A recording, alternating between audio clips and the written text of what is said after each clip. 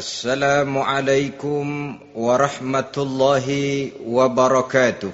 Waalaikumsalam warahmatullahi wabarakatuh. Bismillahirrahmanirrahim. Alhamdulillahi rabbil alamin. Wassalatu wassalamu ala ashrafil anbiya'i wal mursalin. Sayyidina wa maulana Muhammadin wa ala alihi wa ashabihil mujahidin at-tahirin. Amma ba'du, subhanaka la ilma lana illa ma 'allamtana innaka antal alimul hakim. La haula wa la quwwata illa billahil aliyyil azim. Saudara-saudara kaum muslimin, terutama adik-adik para remaja dan pemuda yang saya cintai. Apabila seseorang akan membangun rumah, tentu saja dia akan mengadakan beberapa pilihan. Sejak dari memilih lokasi di mana rumah itu akan didirikan, sampai kepada menentukan bahan-bahan kualitas yang akan dipakainya, sampai kemudian kepada wujud dan bentuk rumah yang akan ditinggalinya. Demikianlah bahwa untuk membangun sebuah rumah yang hanya untuk menaungi kehidupan di dunia ini, kita mengadakan berbagai macam pilihan. Apalagi kalau kita akan membangun sebuah rumah tangga yang kita harapkan tidak hanya akan menaungi kehidupan di dunia ini, tidak hanya untuk kepentingan kita saja, tetapi juga untuk kepentingan anak cucu kita di belakang hari, termasuk sampai kepada hari akhirat nanti. Oleh karena itu, pada pertemuan kali ini, saya hanya ingin khusus berbicara kepada adik-adik remaja dan para pemuda, bagaimana sebaiknya memilih jodoh menurut ajaran agama Islam. Dalam Al-Quran, Allah subhanahu wa ta'ala menjelaskan, Zuyyina linnasi hubbus syahawati minan nisa. Bahwa manusia, apapun jenisnya, asal dia bernama manusia, dihiasi dengan perasaan cinta kepada perempuan. Jadi sejak dahulunya secara fitrah, laki-laki senang kepada perempuan, sebagaimana perempuan pun senang kepada laki-laki. Dihiasi rasa cinta ini dalam kehidupan manusia. Dan oleh karena adanya rasa cinta, berkembanglah segala macam persoalan. Sehingga seorang ahli cinta pernah berkata, cinta adalah 5 huruf yang membuat persoalan tidak akan pernah selesai. 5 huruf yang membuat persoalan tidak akan pernah selesai-selesai. Tetapi dalam kehidupan sehari-hari sering kita saksikan bahwa cinta ini bisa mendorong, memberikan motivasi yang baik, dan cinta ini pun bisa juga memberikan dorongan yang tidak baik. Oleh karenanya, apabila cinta itu ibarat setetes embun yang jatuh di bumi yang subur, akan tumbuhlah di atasnya aneka ragam bunga-bungaan yang harum semerbak, indah mewangi, sedap dipandang orang, menebarkan rasa aman, damai, sentosa, dan begitu selanjutnya. Tapi jika cinta itu jatuh di hati yang gersang dan tandus, tidak ada yang akan dapat tumbuh di sana selain sirih memanjat batu, kuning daunnya, lemah gagangnya, maka cinta yang semacam itu tidak akan memberikan dorongan positif kepada seseorang di dalam kehidupannya. Maka lebih dahulu kita akan membicarakan cinta dalam artian yang positif ini, untuk nanti sampai kepada perempuan yang bagaimana yang harus kita cintai, atau laki-laki yang bagaimana yang harus dicintai oleh seorang perempuan. Saudara hadirin yang saya hormati, cinta dalam artian yang positif, pertama, dia selalu mendatangkan keindahan. Yang kedua, cinta itu memberikan energi atau semangat untuk berjuang. Dan yang ketiga, cinta itu selalu membawa resiko dalam bentuk pengorbanan. Maka cinta yang positif pertama melahirkan keindahan. Disinilah orang memerlukan filter atau saringan. Sebab keindahan yang didasarkan karena cinta itu merupakan satu keindahan yang relatif saja. Boleh jadi karena indah orang jadi cinta, boleh juga jadi karena cinta segala sesuatu terasa jadi indah. Namun bagaimanapun juga, kalau hati sudah diliputi oleh rasa cinta, segalanya akan terasa menjadi indah. Cinta itu adalah keindahan. Yang kedua, cinta itu energi, melahirkan dorongan dan semangat. Yang lemah bisa menjadi kuat, yang takut bisa menjadi berani, yang jauh jadi terasa dekat. Itu semua karena dorongan cinta. Dan dari energi ini lahirlah yang ketiga, bahwa cinta adalah pengorbanan. Sehingga orang berkata, berani bercinta artinya harus berani berkorban. Takut berkorban, jangan bercinta. Kalau cinta ini kita salurkan kepada nilai-nilai agama umpamanya, yang pertama, cinta mendatangkan keindahan. Kita cinta kepada agama, maka apapun yang diperintahkan oleh agama akan terasa menjadi indah. Solat akan terasa menjadi indah. Puasa terasa menjadi indah. Zakat terasa menjadi indah. Jihad pun akan terasa menjadi indah. Persis kalau kita cinta kepada seorang gadis.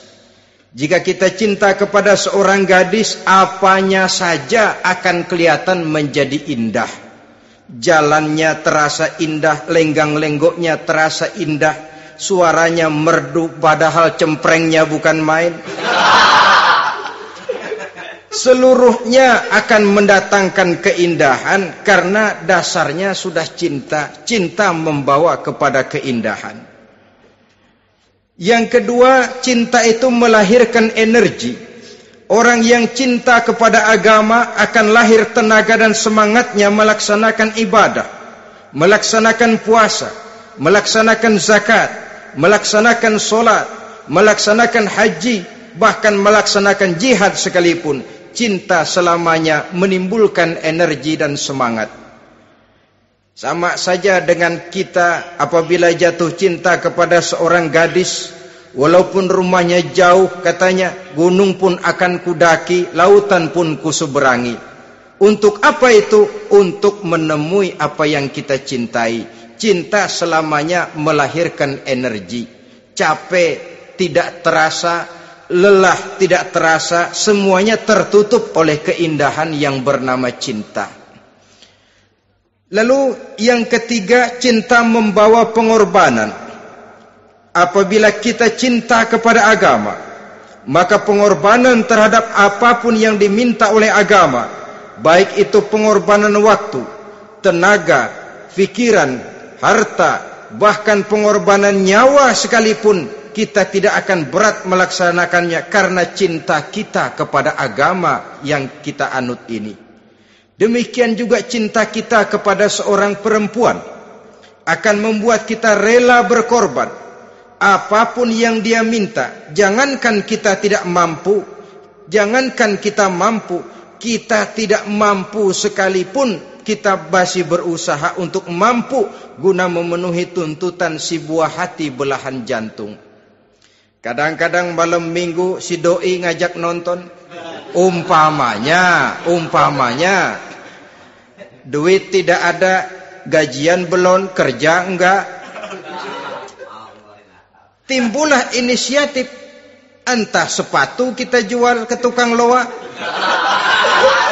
entah celana mampir dulu ke tempat lain. Yang penting kita berkorban untuk memenuhi permintaan si buah hati belahan jantung. Ketika itu pengorbanan sudah tidak kita rasakan lagi. Bahkan pengorbanan yang paling pedih sekalipun, dalam gurau, dalam bercanda misalnya, dicubit kita oleh kekasih kita, pedih bukan main, terkelupas kulit, mengalir darah, bukan nangis, nyengir. malah kadang-kadang minta tambah dicubit lagi. Itulah romantikanya cinta, sanggup membuat orang berkorban, melahirkan energi dan semangat, menambah keindahan dalam kehidupan, sepanjang dia dalam artian yang positif. Kalau demikian masalahnya, di dunia yang penuh dengan perbenturan nilai sekarang ini, orang sering salah jalan bagaimana memilih jodoh untuk membangun rumah tangga yang bahagia. Jangan lupa bahwa membangun rumah tangga ini bukan hanya untuk 1-2 bulan, bukan hanya untuk 1-2 tahun, bahkan bukan cuma untuk kehidupan dunia, lebih daripada itu pun untuk menunjang kebahagiaan di akhirat. Oleh karenanya, memilih jodoh bukan satu hal yang mudah, bukan satu hal yang bisa dilaksanakan sambil lalu, tetapi memerlukan penelitian, memerlukan pengamatan yang mendalam. Apa petunjuk agama tentang itu? Dengan kata lain, bagaimana seharusnya seseorang memilih jodoh dalam kehidupannya? Ini tentu saja sumbangan moral buat adik-adik remaja dan para pemuda yang lagi kebingungan memilih jodoh, atau barangkali buat bapak-bapak yang kepengen nambah lagi.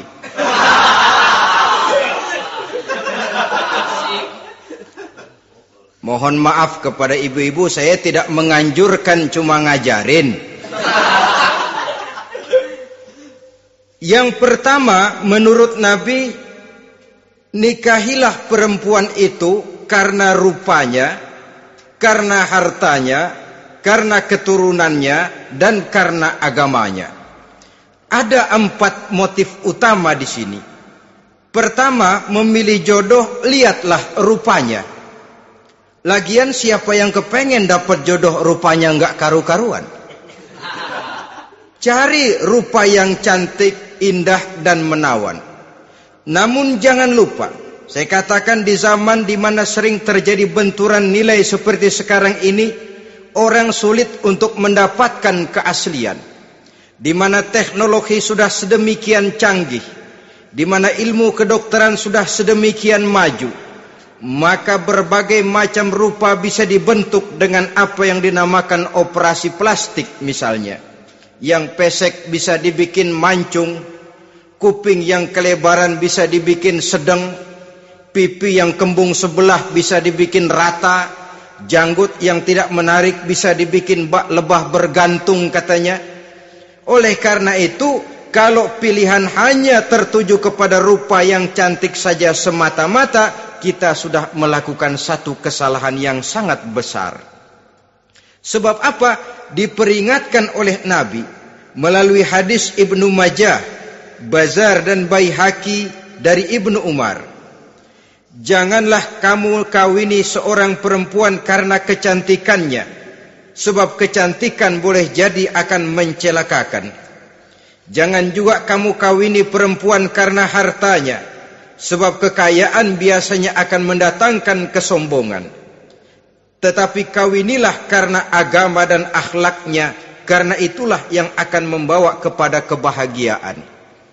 Saudara-saudara kaum muslimin, terutama adik-adik remaja dan para pemuda, dikala usia puber, apalagi mata baru terbuka, awal balik namanya, remaja sering kehilangan filter.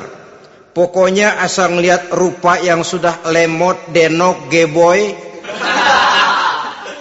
pikiran pun hanyut, malam terkenang, siang terbayang, tidur tak nyenyak, makan tak enak katanya, selalu terbayang wajah si doi.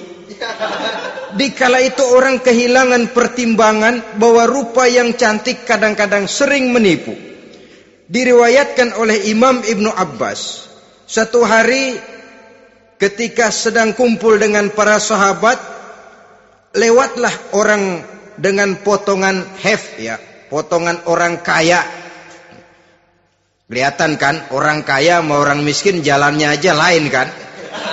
Jalannya saja, jangan gaya hidupnya, jalannya saja lain. Liwat dia.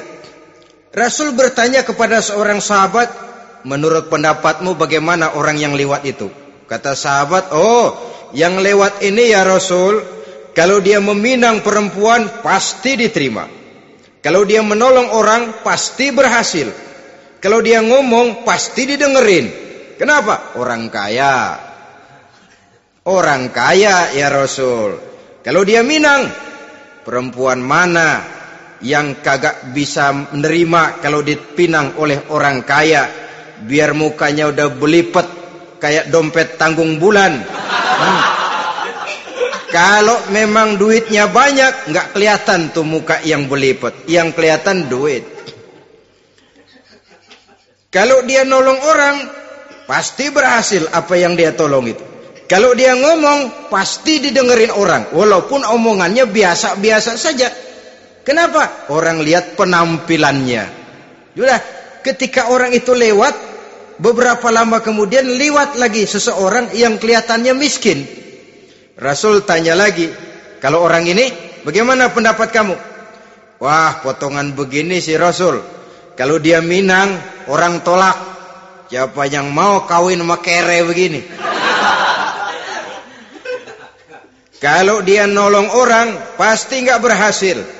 Kalau dia ngomong, kagak bakalan ada yang mau dengerin. Siapa yang mau dengerin orang susah ngomong?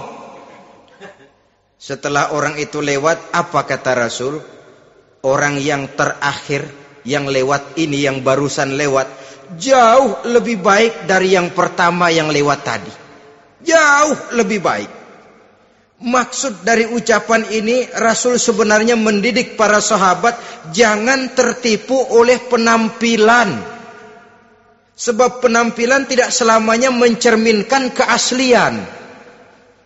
Apalagi di zaman sekarang, salon di mana-mana bejibun. Alis mata bisa dibikin, pipi bisa dicat.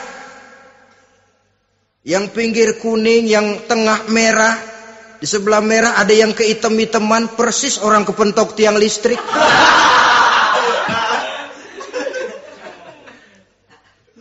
Kecantikan yang artifisial, kecantikan yang bukan alami. Karena itu silakan saja cari yang cantik, tapi jangan terpaku sampai di situ. Sebab kecantikan di samping dia mudah berubah oleh pergeseran masa dan pertukaran waktu, ternyata penampilan tidak selamanya mencerminkan keaslian. Lain hari seorang sahabat pernah mengadu, "Ya Rasul, ada apa? Inna imraati la turaddu yadul lamis." Ya Rasul, istri saya tidak pernah menolak tangan orang laki yang menjamahnya, mengajak salaman kepadanya. Apa jawab Rasul? Ceraiin aja. Tapi hati saya berat ya Rasul, saya cinta betul sama dia. Ya kalau hatimu berat, jaga dia baik-baik. Nah, dari riwayat ringkas ini kita ambil satu perbandingan. Memang punya istri berwajah cantik itu kadang-kadang si malakama kalau imannya tidak kuat. Si malakama. Kita diemin aja, binal, makan hati, nggak aman, nggak tentram. Jangan-jangan saya berangkat ke kantor, dia ngompreng.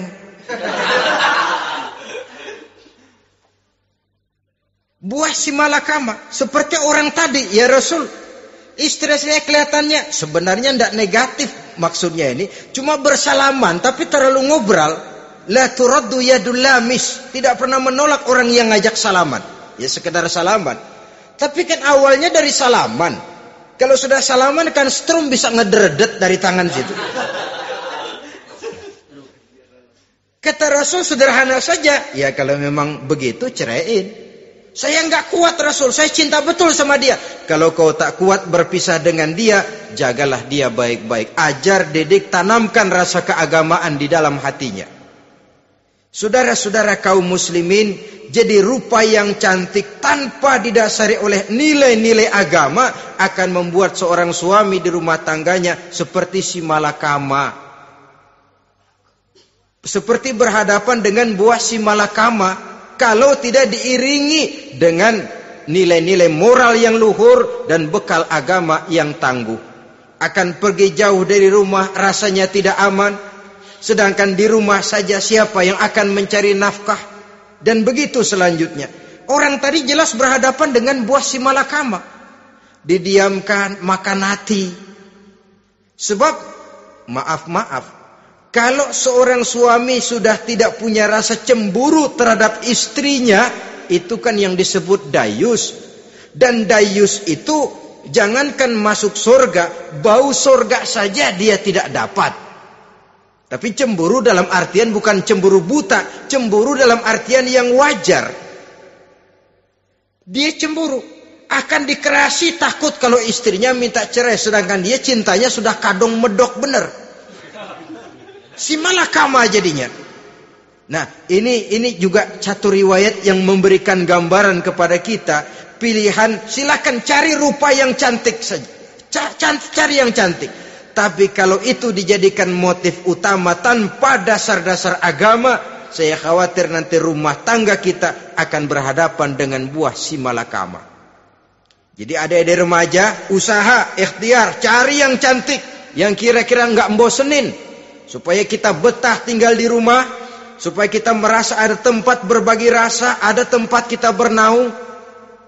Sebab kalau nyari bini sebini-bininya mah, ya jodoh di tangan Tuhan, kagak usah nyari juga ntar datang diri umpamanya. Iya, kalau yang datang peot. Orang harus berusaha, walaupun pada akhirnya jodoh toh memang ditentukan Allah. Kan 3 hal yang kita tidak bisa menentukan itu katanya. Maut, rezeki, jodoh. Itu yang masuk mysterious problem. Problem yang misterius. Maut, misterius. Kapan kita mati, kita sendiri tidak tahu. Tahun depan, 50 tahun lagi, 100 tahun lagi, tidak pernah seorang pun diberitahu. Tapi yang pasti dia bakal datang. Kapan dan di mananya, kita tidak tahu. Bisa di rumah, bisa di masjid, ya alhamdulillah. Bisa di majelis taklim, syukur. Bisa di medan perang membela agama, bagus. Pasti dia akan datang. Maut, mysterious problem. Sesuatu yang kita tidak tahu kapan datangnya. Rezeki, gitu juga. Sehingga orang sering bilang, rezeki katanya kayak bayangan. Kita uber-uber, dia lari. Kita diam, dia mah diam. Setengah mati kita uber-uber. Emang ukuran segitu? Segitu aja. Begitu kita nggak ngapa-ngapain, datang yang bawain rezeki. Namanya rezeki itu mysterious problem. Kadang-kadang ngobek, sungsang, sumbul, udah segala tanah orang kita ukur-ukurin. Udah segala ngomong sudah nggak ada yang loh, tuh sudah buta. Tapi memang bayangan, kalau belum rezeki ya belum. Kadang-kadang nyari kode sampai tidur di kuburan. Belepotan tanah kuburan loh. Yang aneh lagi kadang-kadang orang gila ditanyain. Allahu Akbar, ini kode-kode zaman sekarang ini. Sampai orang waras nanyain orang gila itu gimana itu. Ini sudah efek yang betul-betul negatif. Sudah jelas orang gila kok ditanya. Apa kira-kira yang nanya nggak lebih gila dari yang gila itu?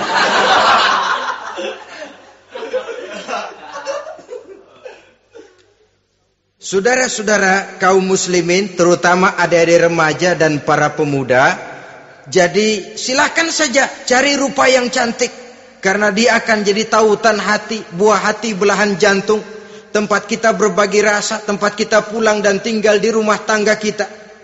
Tapi hendaknya kecantikan rupa itu diiringi juga dengan kecantikan budi. Karena itu cari rupa yang cantik. Ini pilihan utama. Yang kedua, kata Nabi, harta, cari yang kaya. Tetapi jangan lupa, jangan dijadikan pilihan utama. Karena kekayaan sering mendatangkan kesombongan.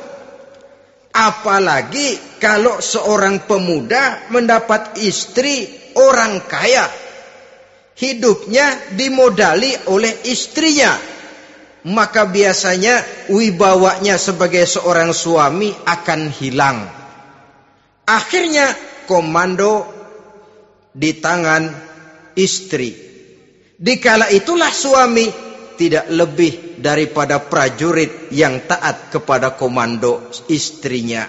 Padahal menurut konsep Quran, ar-rijalu qawwamuna 'alan nisa, laki-laki diciptakan sebagai pembimbing bagi perempuan. Kalau nanti suatu saat terjadi benturan, sedangkan modal diberikan oleh istri, terjadilah pengungkitan. Kata istrinya apa? Lu jangan bertingkah, lu kan kawin sama gue modal lu kolor doang.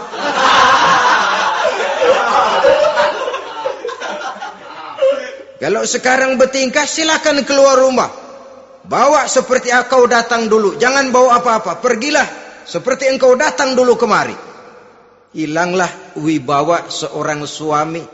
Suami kalau udah digentak sama istri begitu, ngelempuruk kayak ayam sampar.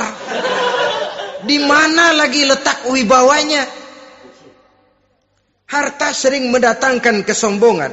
Oleh karena itu, walaupun diperintahkan cari yang keturunan orang kaya, tapi maksudnya jangan dompleng. Sebab kepribadian seorang suami akan ditentukan oleh sifatnya sendiri. Keberadaannya ditentukan oleh karya dan perbuatannya sendiri. Itulah yang akan menampilkan kepribadian dia dalam kehidupan di masyarakat ini. Saudara-saudara kaum muslimin, terutama adik-adik remaja dan para pemuda, kan kadang-kadang di zaman sekarang kan kelas-kelas gigolo, playboy ya, nyari tante-tante kesepian, mejeng-mejeng di pinggir-pinggir jalan dengan harapan apa? Ya barterlah, tukar tambah. Nah, supaya dapat rokok, dibelikan pakaian, motor dan sebagainya. Tapi yang jelas hilang harga diri sebagai laki-laki, dan itu yang paling mahal. Kalau seorang laki-laki sudah kehilangan harga diri, apalagi yang bisa dibanggakan dalam kehidupan ini? Apa artinya naik mobil kalau kepala tertunduk ke bawah? Apa artinya jalan di tengah masyarakat kalau kita tidak bisa menengadah dengan satu kebanggaan? Hilangnya harga diri merupakan kehancuran awal dari sebuah pribadi yang untuk jangka panjang kita tidak akan bisa lagi berbuat banyak. Tanpa harta orang memang sulit untuk bahagia. Tapi harta semata-mata bukan merupakan jaminan bahwa orang lantas akan bahagia. Saya barangkali harus berkata, banyak orang miskin yang kaya. Tapi tidak sedikit orang kaya yang miskin. Saya ulangi ini. Banyak orang miskin yang kaya. Tetapi tidak sedikit orang kaya yang miskin. Nah, bagaimana pengertiannya? Orang miskin yang kaya, materinya sederhana, peralatan rumah tangganya sederhana, tapi hatinya kaya. Oleh karena hatinya kaya, jiwanya lapang. Sebaliknya, orang kaya yang miskin, di tengah kelimpahan materi yang berlimpah, segalanya serba ada, hatinya yang miskin. Kelimpahan materi tidak akan sanggup mengobati kemiskinan hatinya. Sehingga di tengah kehidupan yang serba ada, dia masih merasa kurang, maka dia tidak pernah cukup. Di tengah kemilauan dan gemerlapan serta glamornya rumah mewah, dia merasa hidup di tengah gurun pasir yang gersang dan tandus. Karena itu, biarlah miskin harta tapi kaya budi, daripada kaya harta tapi miskin budi. Lebih utama lagi kaya harta, kaya budi. Itu idealnya. Dasar pilihan ketiga sesudah rupa dan harta menurut Nabi, keluarga. Faktor keturunan sangat menentukan. Pepatah mengatakan, buah apel akan jatuh tidak terlalu jauh dari pohonnya.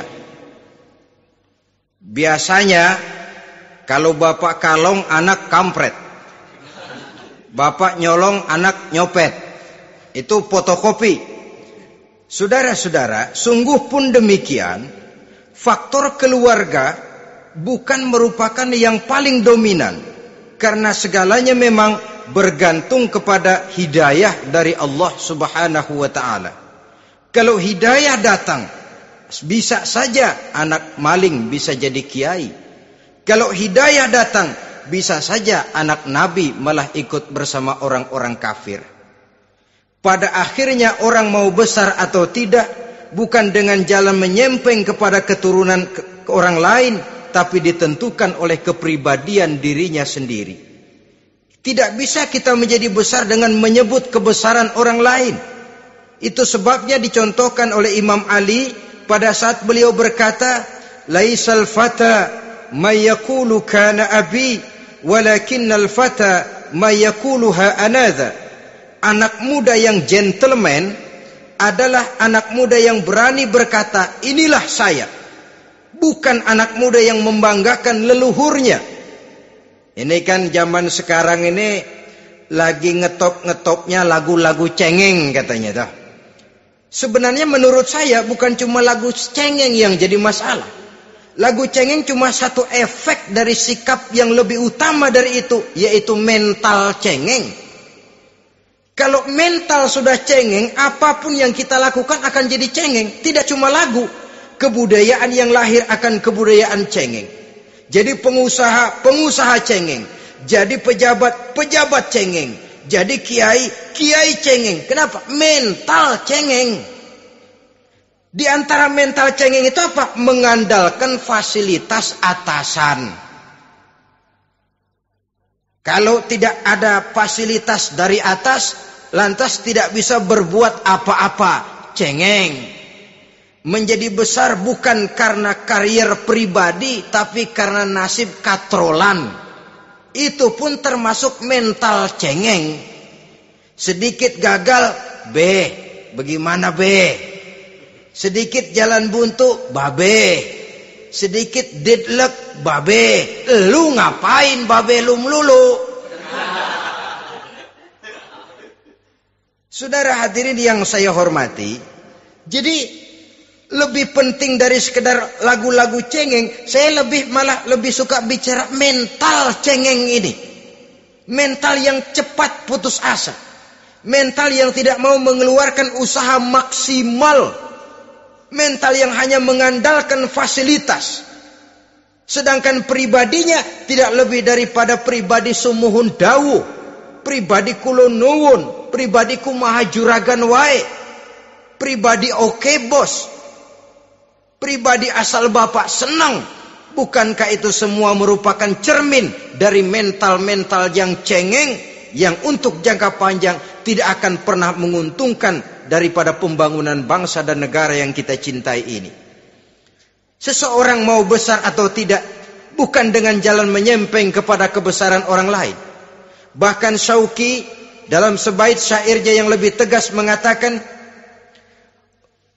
wa syarrun nasi zu khumulin iza fakhartahum zakarul jaduda wa syarrun nasi wa khairun nasi zu syarafin qadimin aqama li nafsihi syarafan jadida. Generasi yang paling jelek adalah generasi pemalas. Kalau kelihatan orang lain lebih hebat dari dia, disebut-sebutnya kebesaran nenek moyangnya. Dia sendiri nggak punya prestasi apa-apa. Kerjanya cuma ngandeli babe. Kerjanya cuma menggelayuti fasilitas orang tuanya. Tanpa itu dia tidak akan punya nilai dan harga sama sekali. Ini generasi paling jelek. Kalau orang lain kelihatan lebih hebat, dia sebut nenek moyangnya. Lo sih belum apa-apa lo, baru kopral lo. Engkong gua no, komandan Hansip. Engkong ya. Engkongnya yang disebutin. Dia sendiri tidak punya prestasi apa-apa. Jadi silahkan saja cari gadis dari keturunan keluarga yang baik-baik. Tapi jangan jadikan tendensi utama, jangan dengan niat untuk menyempeng kepada kebesarannya. Tapi paling tidak dengan niat agar mudah-mudahan dari benih yang baik ini akan lahir keturunan-keturunan yang baik pada akhirnya nanti. Itu yang kita harapkan. Bukan lalu dengan pertimbangan, weh, mertua gue bos nih, kali aja begitu gue kawin dia mampus. Ini semua warisan kan jatuh kemari semua. Kalau itu niatnya sudah jelas salah. Kita mencari perempuan dengan keturunan-keturunan yang baik dengan berharap agar anak-anak kita nanti yang akan merupakan benih cucunya akan melahirkan kebaikan-kebaikan seperti leluhurnya dulu.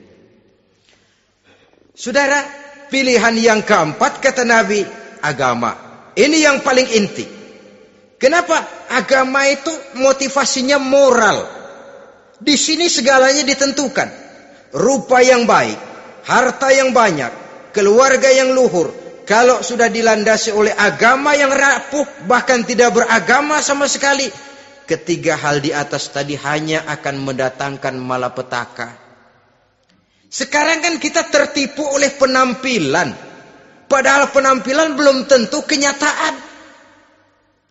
Di jalan-jalan kita akan lebih terpesona melihat gadis pakai miniskirt di atas lutut ketimbang kita melihat gadis-gadis yang pakai jilbab.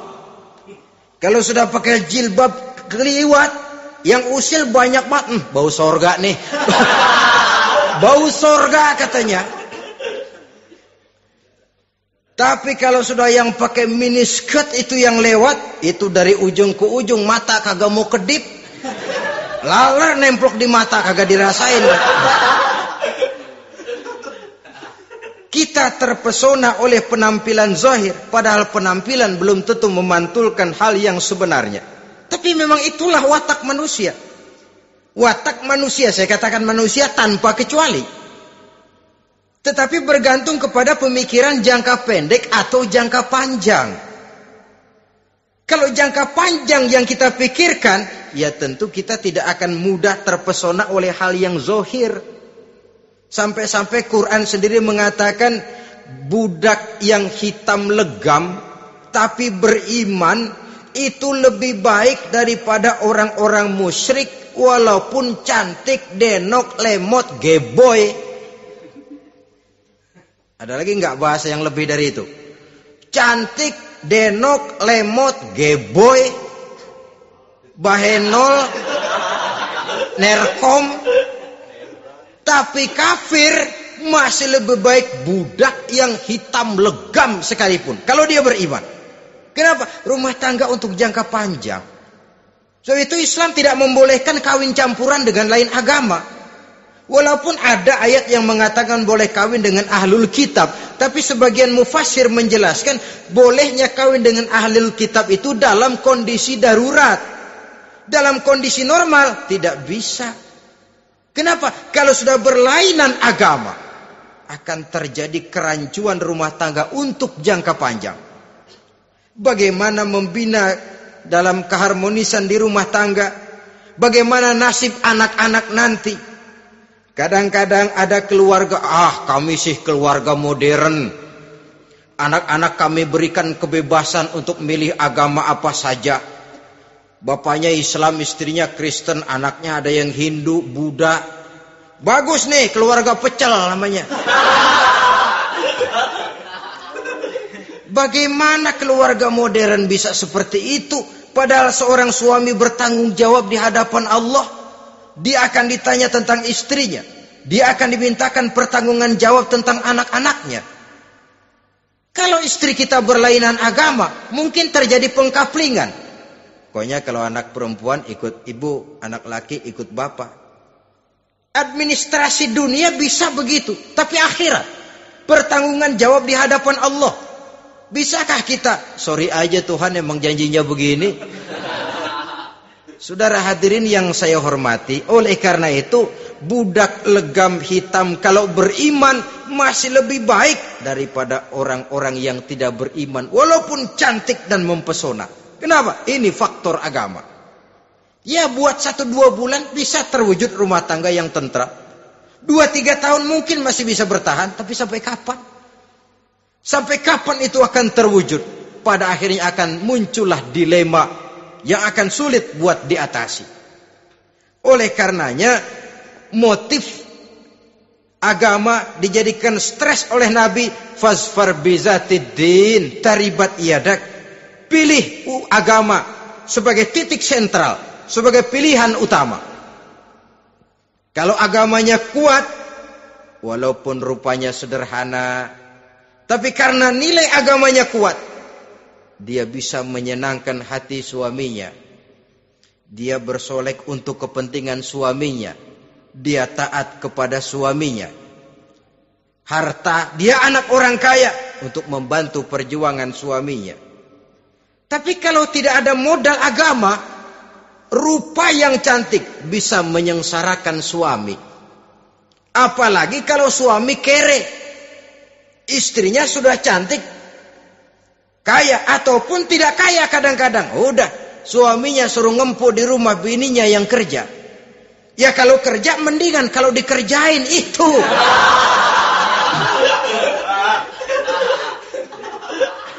Itu yang repot.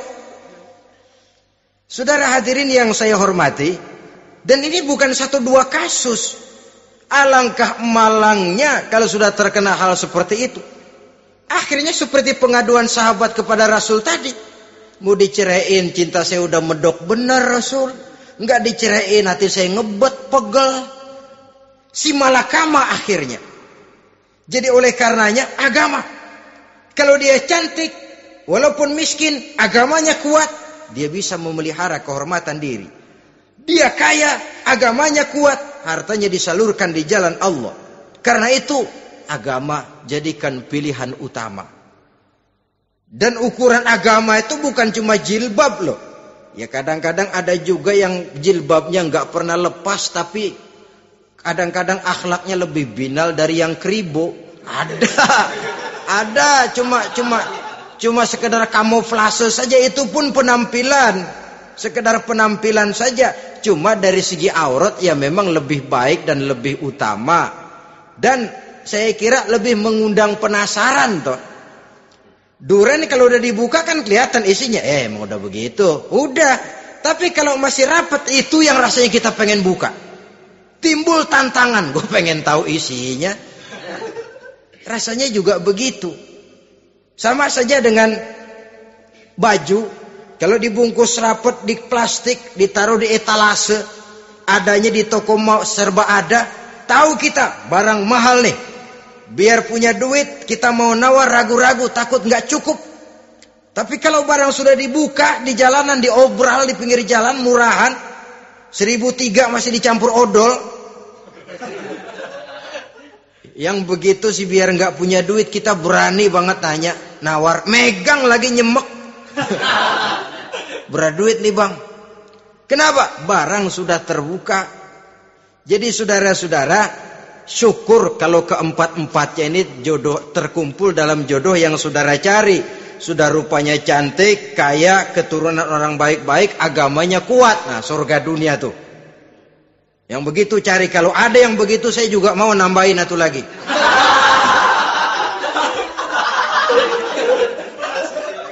Tapi yang kumpul keempat-empatnya ini terus terang saja langka. Makhluk langka ini. Kadang-kadang cantik, kaya, keluarganya hebat, agamanya nol, akhlaknya kayak setan. Tapi yang paling celaka kalau empat-empatnya kagak ada.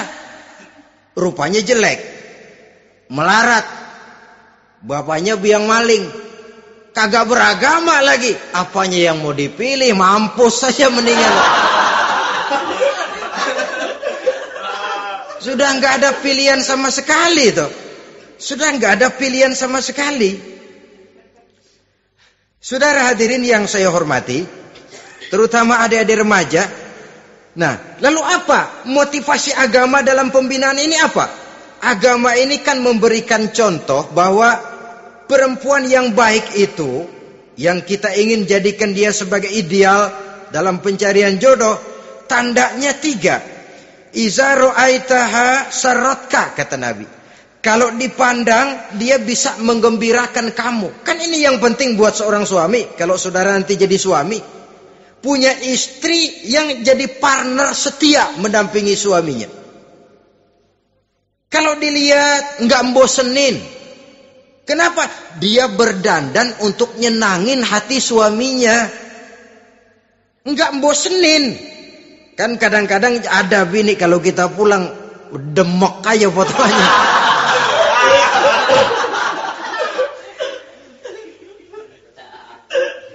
Ini yang bikin suami enggak betah di rumah ini kan yang begini.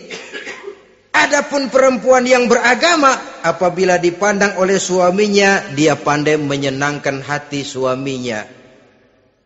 Andai kata suaminya dalam kesulitan, dia tidak menambah beban kesulitan. Paling tidak dia bisa memberikan satu bantuan moral. Bantuan moral untuk mengurangi beban kesulitan daripada suaminya. Suami pulang dagang rugi, kata istrinya, romantika bang. Sekali-sekali lah, masa selamanya dagang mau untung. Besok siapa tahu untung lebih besar. Kan meringankan toh. Kadang-kadang enggak, suami pulang dagang dari pasar panas, rugi. Sampai rumah bini pidato. Pletar-pletor. Lu dagang rugi, emang lu laki goblok.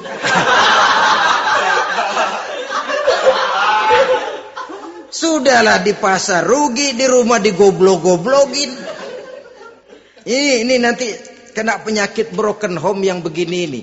Padahal kesuksesan di kantor, kesuksesan di pasar, kesuksesan di medan tugas selalu dimulai dari kesuksesan dan ketenangan dari rumah tangga.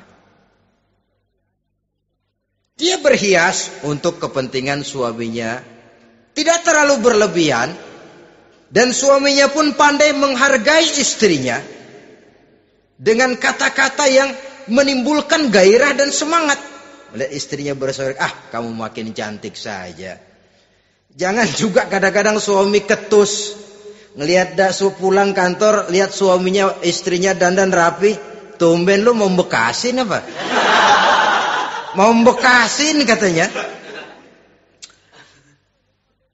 Artinya apa ini? Pandai mengembirakan, bisa tenggang rasa, bisa berbagi rasa.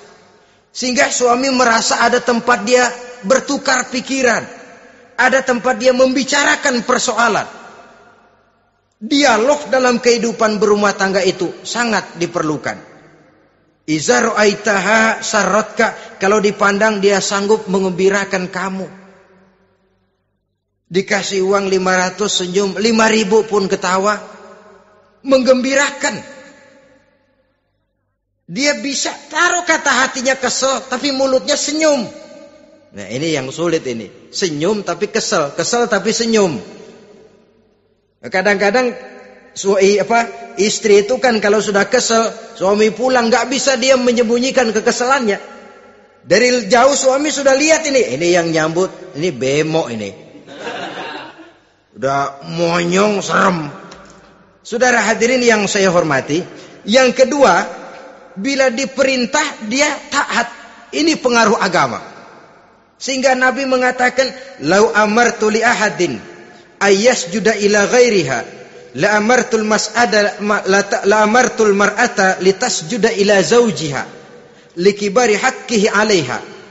Andai kata saja boleh aku memerintahkan manusia untuk sujud kepada sesama manusia, pastilah aku perintahkan perempuan untuk sujud kepada suaminya. Kenapa? Karena besar hak suaminya kepada dirinya. Untung sujud kepada manusia tidak boleh. Andai kata boleh, perempuan disuruh sujud sama suaminya. Ini tidak perlu sampai sujud, cium tangan saja minta ridho suami. Kadang-kadang perempuan sekarang berat. Paling banter setahun sekali lebaran doang. Laki pulang sembahyang tubruk, cium tangan, minta redo, nangis segala macam. 3 hari habis lebaran, beras habis, monyong aja lagi.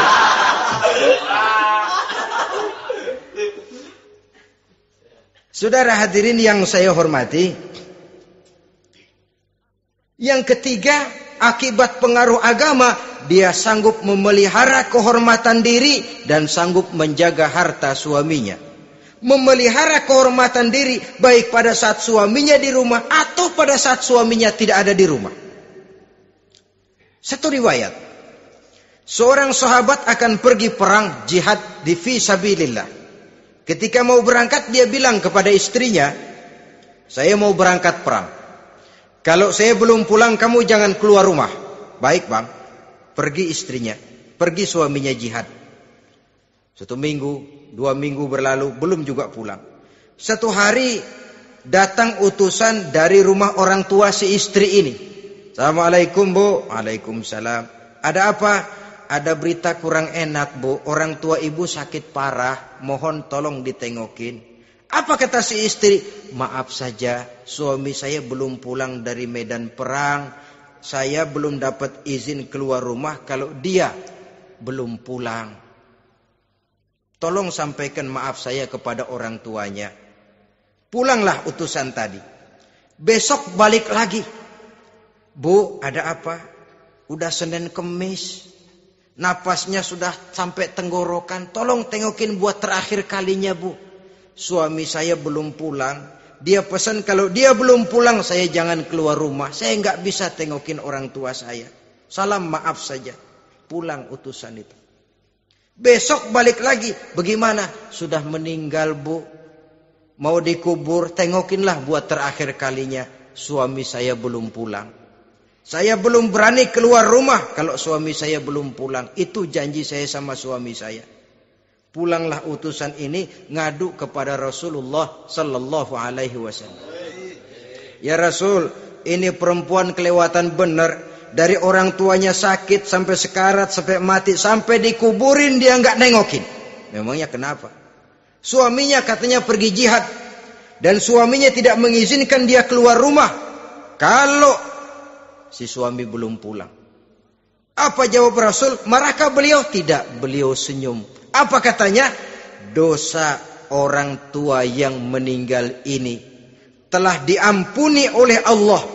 Karena dia punya anak perempuan yang begitu taat kepada suaminya. Allahu Akbar.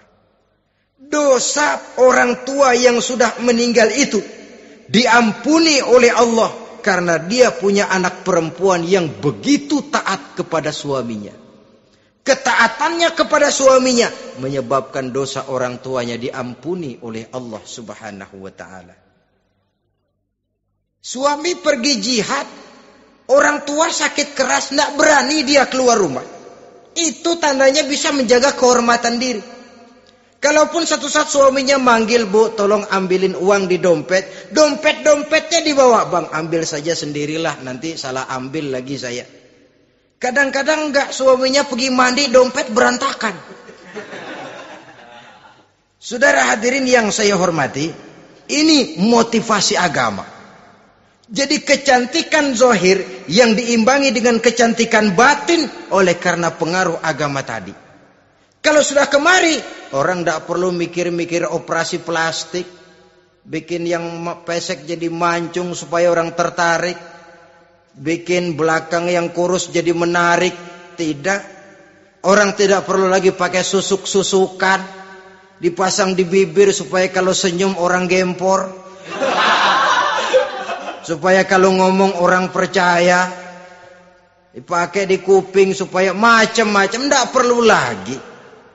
Pakai jompa-jampe, pelet-peletan. Supaya kalau diludahin orang ngikut. Nggak perlu lagi. Kenapa? Cinta itu nature. Sesuatu yang alamiah. Yang tidak bisa dipaksakan. Dia kudrati. Karunia dari Allah. Tidak bisa cinta dipaksakan. Kalaupun bisa. Dengan ilmu pelet, oh saudara bisa membuat orang jatuh cinta. Ya 2-3 hari, 4-50 hari. Kesananya, apa yang akan terjadi? Kelanggengan tidak akan pernah terwujudkan. Kenapa? Keterpaksaan yang akan timbul. Dalam kondisi semacam itu, rumah tangga tidak akan mengalami ketenangan dan ketentraman. Jadi biarkan cinta berjalan secara alamiah. Karena dia memang alamiah.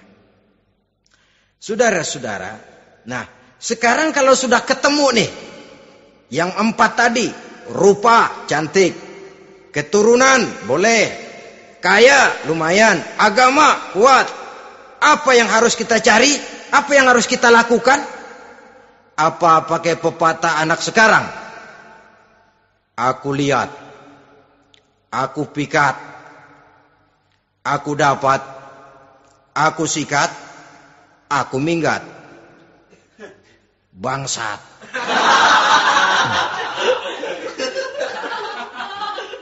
Itu kan ada moto cinta kilat begitu tuh. Cinta kilat katanya. Aku lihat, aku pikat, aku dapat, aku sikat, aku minggat. Bangsat. Atau kita harus hanyut dalam arus free love, free sex, samenleven, eksperimen dulu? Tidak. Islam mengajurkan kalau memang seret, ini rasanya ini nih, mantap gue nih. Apa yang diajarkan oleh Islam selanjutnya? Meminang, saudara-saudara. Meminang adalah langkah awal untuk mengikat tali pernikahan. Diizinkan meminang, dan di dalam meminang pun diizinkan untuk melihat. Cuma kalau boleh, ya syaratnya itu waktu melihat itu jangan sampai ketahuan si perempuan yang akan kita pinang itu. Untuk apa kita meminang? Pertama untuk yakin bahwa perempuan yang kita inginkan ini sudah kumpul syaratnya itu, tidak ada cacatnya. Yang kedua, untuk memperkuat tekad hidup berumah tangga, diperlukan meminang. Adapun adat itu berbeda. Tapi bahwa konsep meminang itu dalam Islam ada, itu jelas. Ya kalau mesti bawa pisang raja, pakai roti buaya, pakai martabak segede ban mobil truk segala macam, itu adat saja, ya. Tapi yang real meminang itu ada dalam Islam. Nah, bagaimana adab meminang? Setelah kita tahu anak ini cantiknya ya, keturunan baik, ya kekayaannya lumayan, agamanya kuat, pinanglah dia. Caranya boleh lihat langsung. Lihat langsung kalau bisa tanpa setahu si perempuan. Dan batas yang boleh dilihat itu muka dan tangan. Itu saja. Jadi jangan gerusak. Minta permisi Pak, saya mau ngelihat anak Bapak seutuhnya. Soalnya buat saya ini nanti. Apanya aja dibedolin, jangan. Kira-kira yang boleh itu muka sama tangan. Andai kata kita risih, sebab nanti kalau nggak jadi akan jadi timbul rasa malu dan si perempuan juga kasihan. Boleh mengutus perempuan yang kita percaya. Coba kau ke sana, lihat kondisinya yang sebenarnya bagaimana. Kalau ngelihat dari jauh sih utuh, siapa tahu nanti tangannya kurang sebelah. Coba lihat sana. Saudara-saudara, kemudian boleh juga ditanyakan kepada orang tuanya. Dan dalam hal ini orang tua si gadis tidak boleh menyembunyikan aib atau cacat yang dimiliki oleh anaknya. Dia harus menceritakan apa adanya, sampai pun kekurangan anaknya yang paling kecil sekalipun. Sebab apa? Jangan sampai istilah pepatah beli kucing dalam karung. Kedengeran suaranya doang meong-meong, begitu dibuka tuh kucing gempor sebelah kakinya nggak ada. Kan tentu kita tidak kepengen kecewa di belakang hari. Itulah perlunya meminang sebagai jembatan untuk menuju kepada pernikahan. Nah, dengan demikian kalau sudah usaha meminang ini dilaksanakan, jangan merasa sudah setengah resmi. Ini yang kadang-kadang jadi penyakit.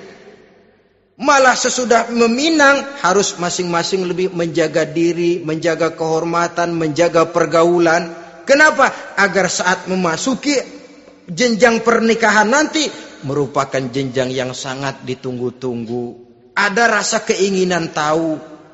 Kalau tidak, ya udah biasa, nggak giroh lagi ngadepin perkawinan. Kenapa? Kemarin-kemarin gue udah cobain.